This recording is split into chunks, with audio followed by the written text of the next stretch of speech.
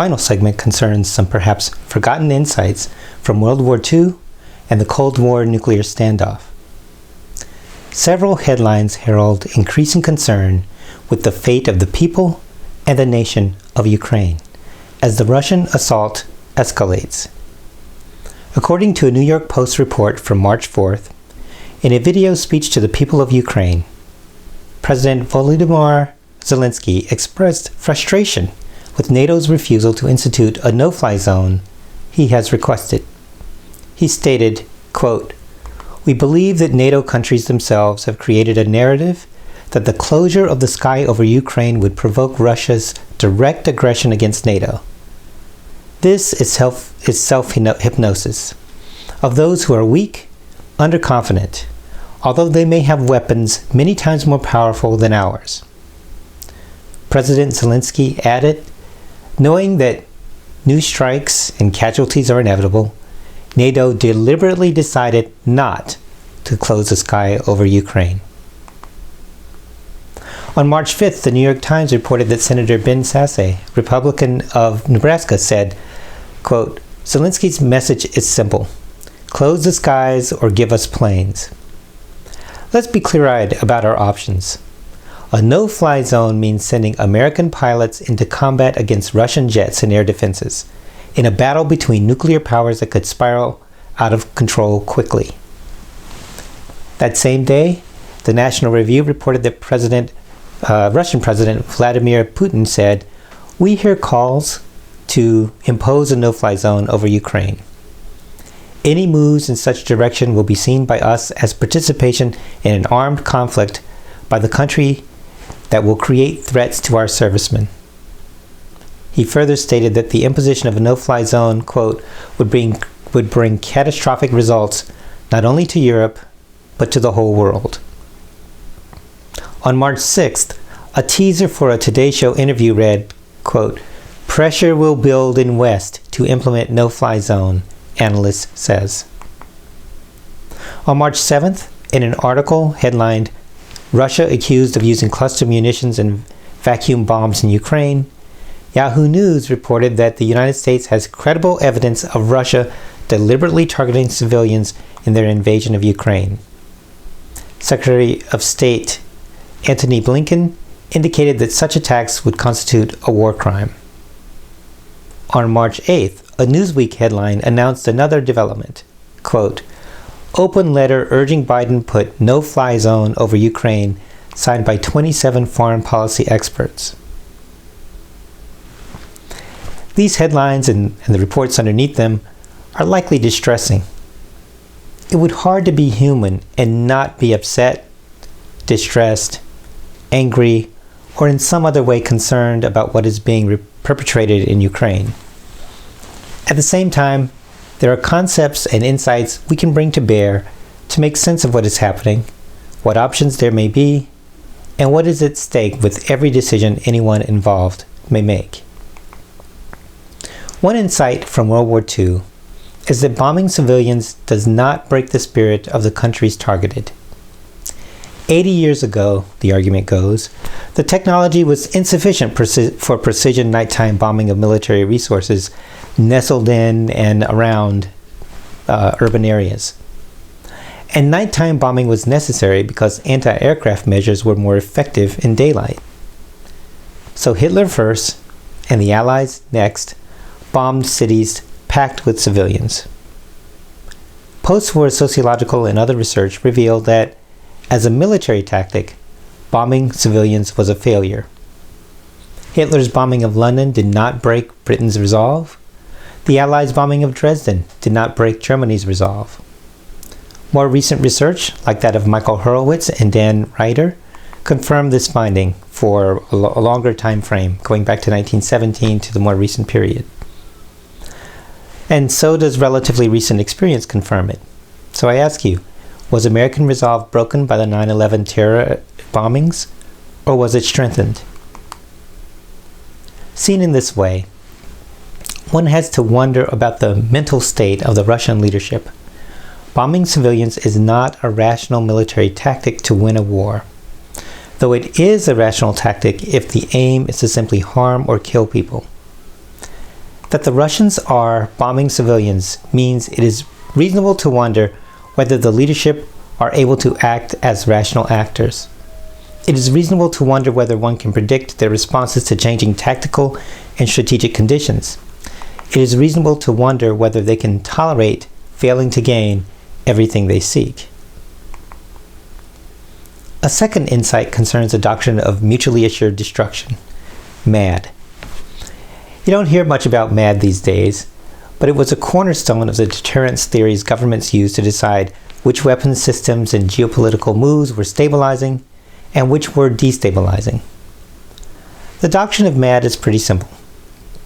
Each nation must know that if they launch a first strike, the target of the first strike will be able to launch a devastating counterstrike. In other words, both foes need to know that they gain nothing from striking first, because their opponent will still be able to destroy them, even if from the grave of their own collapsed buildings. This doctrine partly accounts for the extremely large number of nuclear weapons in the United States and the Soviet Union at the time possessed, and it explains the diversity of launching platforms for those weapons. Unfortunately, mutually assured destruction works as a deterrent strategy only if all leaders involved want to live or want their nation to live. If a leader comes to feel that an impending loss is intolerable, they may decide to launch a massive first strike in hopes of turning the impending loss into victory.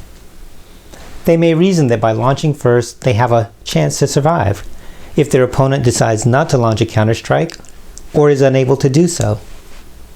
And they may find the downside of being destroyed in a counterstrike acceptable if they also destroy their opponent, and that outcome may be preferred to losing a conventional war while failing to unleash the full power of their weaponry. MAD implies that it is dangerous to push a nuclear foe into a corner, especially one whose tactics, such as the decision to target civilians in Ukraine, leave everyone else concerned for their mental health already. A third insight concerns the necessity of bright lines and a wide berth.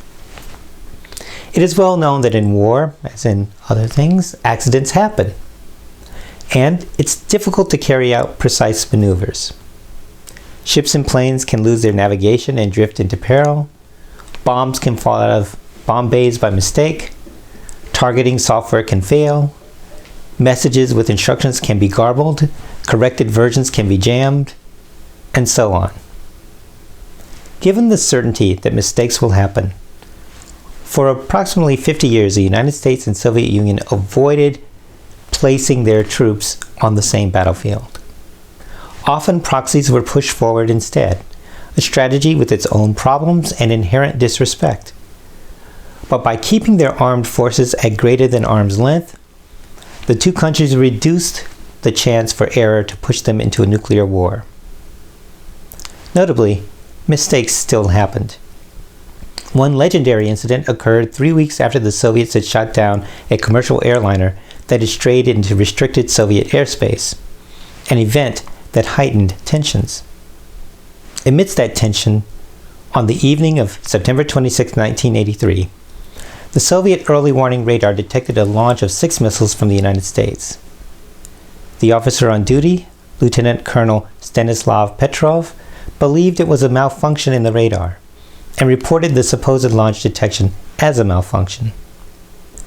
This act disobeyed a standing order to quickly begin the process of launching a retaliatory strike upon signal that a missile launch had occurred. Had he followed protocol, and the Soviets had ended up launching, a U.S. counterstrike would have followed, and who knows where it would have ended. The world learned of this incident 15 years after it happened. The fourth and final insight I want to note provides the larger context, or at least a larger context, for this war. It is an insight summarized in one term developed in that era: nuclear winter. A nuclear war can produce a nuclear winter. Each nuclear explosion causes massive fires and throws radioactive debris into the air. If enough smoke from enough fires rises high enough to enter the upper atmosphere, it can block out the sun for years, leading to the collapse of agriculture and starvation. The first work on the possibility of nuclear winter considered the case of a massive nuclear exchange between the United States and the Soviet Union, one that would rain nuclear bombs down onto almost every continent. The findings of that research, findings confirmed by National Academy of Science Review, were that a nuclear winter could be started by such an exchange. It could basically end all human life on the planet. But those nations have massive arsenals, and if 8,000 nuclear bombs are launched, surely the effects cannot be good. That is one response. And following on that, one might say that Ukraine is one country and presents a small battle space.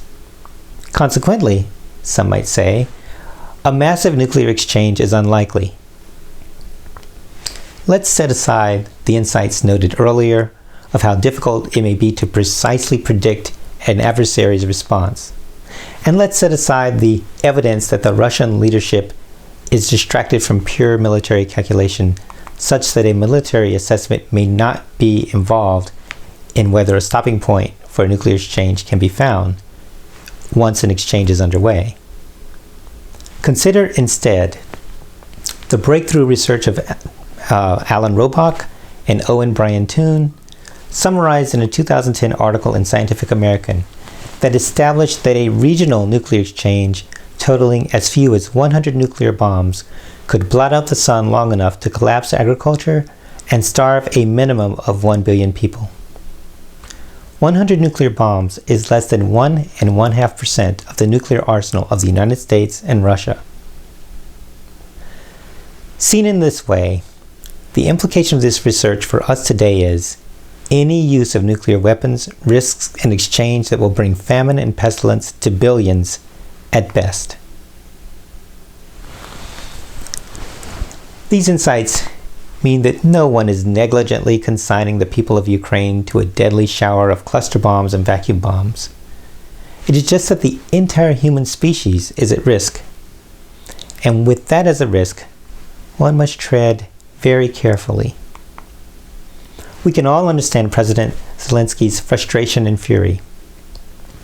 But sometimes one's hands, powerful though they may be, are tied, and there is very little that one can do, or at least there's a very severe limit on what one can do. It's difficult and arguably sad to recall these insights from the past. When the Soviet Union collapsed and the United States legislatures spoke of a peace dividend and that military budgets could be scaled back, there was hope for a different kind of world. A world where these insights would be relevant only in the history book. But that world did not emerge. And now we are back to the prospect of large, wealthy, well-armed nation states and coalitions waging war that may spill out of the bounds some think will contain the war and end up imperiling everyone. As we navigate this predicament, the past strategies and insights offer no guarantee of success. But these insights should give us pause, just as wisdom and experience gave Lieutenant Colonel Petrov pause. May we pause before the evidence before us, pause before we act precipitously, with precision on our mind and good intentions in our heart, and stumble our way into making this war the war that ends all wars, and everything else as well. That's This Week in Sociological Perspective. We hope to be back next week with another interview with an author of some important sociological research and more sociological insights on an issue in the news. Till then, take care.